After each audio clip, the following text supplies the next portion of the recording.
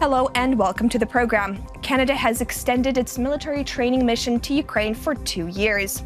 Canadian forces will continue to help train Ukrainian soldiers in the disposal of explosives and first aid, as well as working to upgrade the Ukrainian military logistics systems. The mission, titled Operation Unifier, is in coordination with U.S. and British forces working to provide similar training programs. The main message of the mission, according to Canadian Defence Minister, is to, quote, show that we stand by Ukraine. Joining us to discuss this and more is Canada's broader support for Ukraine is Roman Washchuk, the Canadian ambassador to Ukraine. Welcome. Thank you very much. That is a strong message. We stand by Ukraine, said by Canada's defense minister. Now, how do you think this is being perceived by Moscow? We've already heard that they find the extension unhelpful. We, on the contrary, find it very helpful for strengthening Ukraine's capacity to defend itself and for stability in the Euro-Atlantic region. And that's why we've been doing this for 2.5 years. And that's why we're going to be doing it until 2019. We've had 200 trainers in Ukraine for that time period. We're going to stick to that for the next while, and then look to see how we can keep developing the mission and formatting it in a way that meets the needs of the Ukrainian forces, and hopefully also sort of goes up the value chain from just plain infantry training to helping more transformational stuff in the Ukrainian armed forces. And this is extremely helpful for both sides as well. For the Canadian armed forces, they learn more about combat in eastern Ukraine and how the Ukrainian troops have been dealing with that. But does Canada's further support for Ukraine kind of place Canada in Russia's sights, so to speak, crosshairs? You know, I'm not looking through the Russian looking glass, so hard to say, but I think we are determined to play our part in both reassurance for NATO allies. That's why we've taken the lead of the NATO forward presence in Latvia.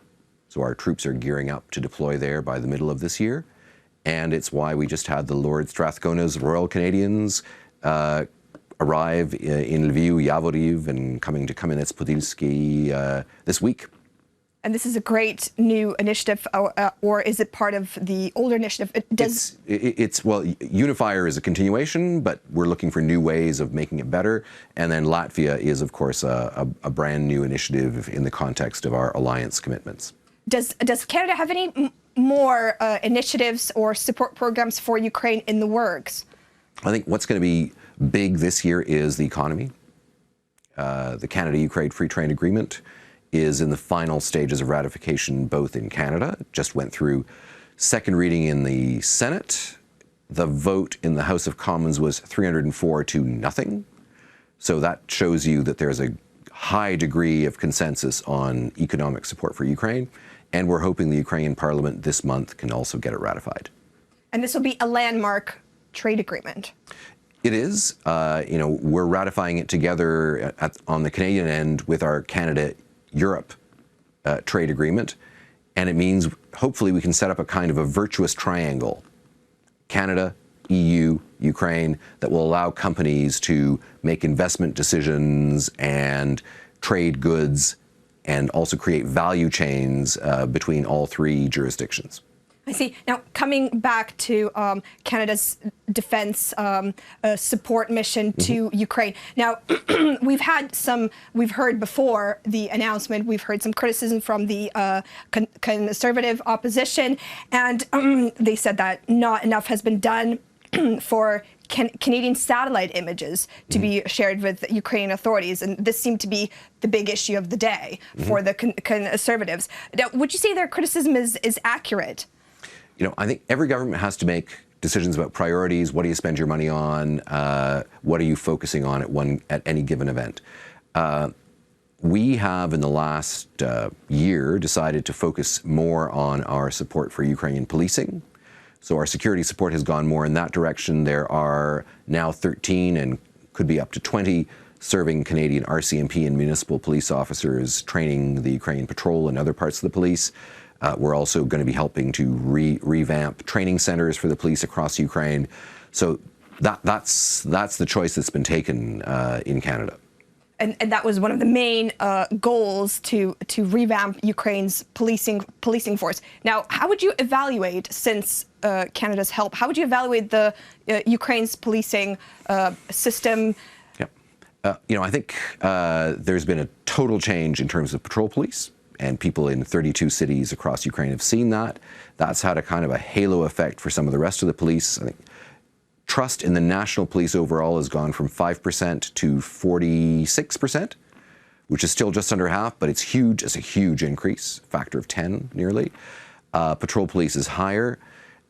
So what we're seeing as well is that, and we just had a conversation with the new national chief, Mr. Knyazov, a couple of days ago, that some of the young high flyers from the patrol will be moved into other parts of the older, if you will, traditional police force to help liven things up and to help improve things in other parts of the force. So we see it as transformative, and we see it as something well worth doing.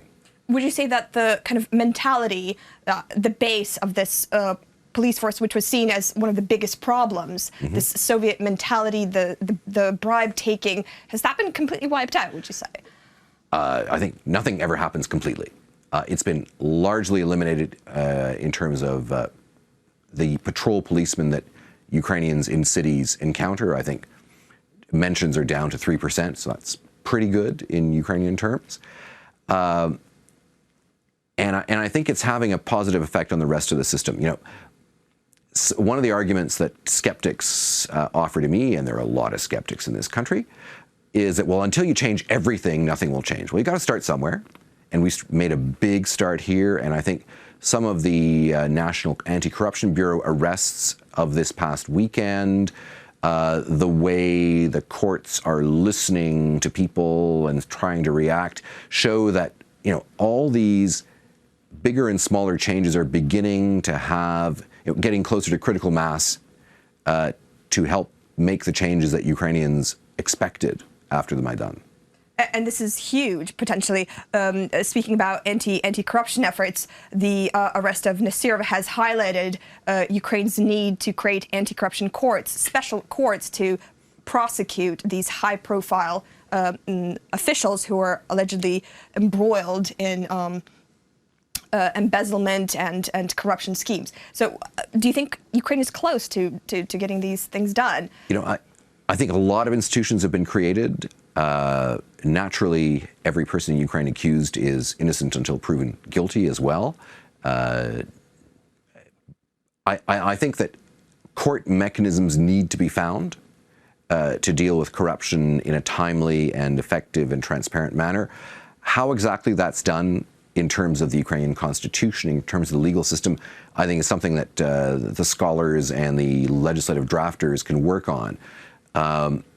I think we don't need to create another project that will take years to implement. We need to find ways to work with change leaders in the Ukrainian system to help that court segment of the solution slide into place. And to work together with reformers and these NGOs, which have been a huge help as part of the civil society movement to seek justice. That's certainly, but we also see among the new people being recruited into the judicial sphere, and a few of the stalwart believers in change who are part of institutions like the Higher Qualification Council, looking at the new intake of judges. I'm beginning to see light at the end of the judicial tunnel. That's very optimistic, and it's very good.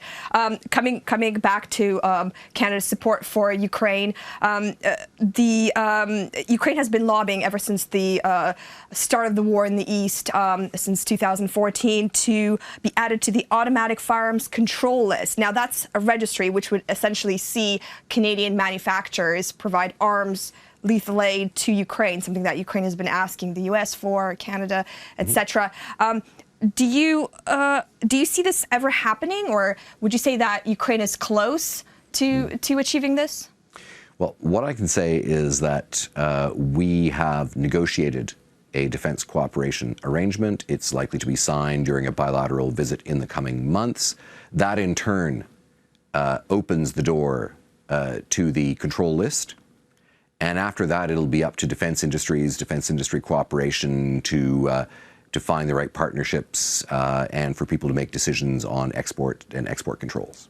So this is huge, would you say? Well, I think there's a difference between what people have said, described as lethal aid, in other words, simply airlift in some sort of things that go bang, and a more kind of structured approach to defense industries cooperation based on within an overall defense cooperation framework. And this would be an integrated kind of system, which would see Ukraine get access to a larger field of more high-tech weapons. Certainly technologies, and again, there is no arms embargo on Ukraine. It has a right to be an actor. It is, in fact, a top 10 CIPRI weapons developer and exporter itself. That's true for 2016. Yes. So, and there is an interest in many countries in helping develop that potential and working on projects. So, I think Canadians also would be interested in being part of that. I see. Now, speaking about Canadian support, kind of at home, how do Canadians see the Canadian government putting so much effort into supporting Ukraine? Yet there's been, of course, criticism about how Canada isn't reaching the NATO standard defense spending goal. Mm-hmm. I think we look at outputs rather than inputs. We're looking at the effectiveness of what we do. That was true in Kandahar in Afghanistan. That's true in terms of our willingness to take the lead in Latvia.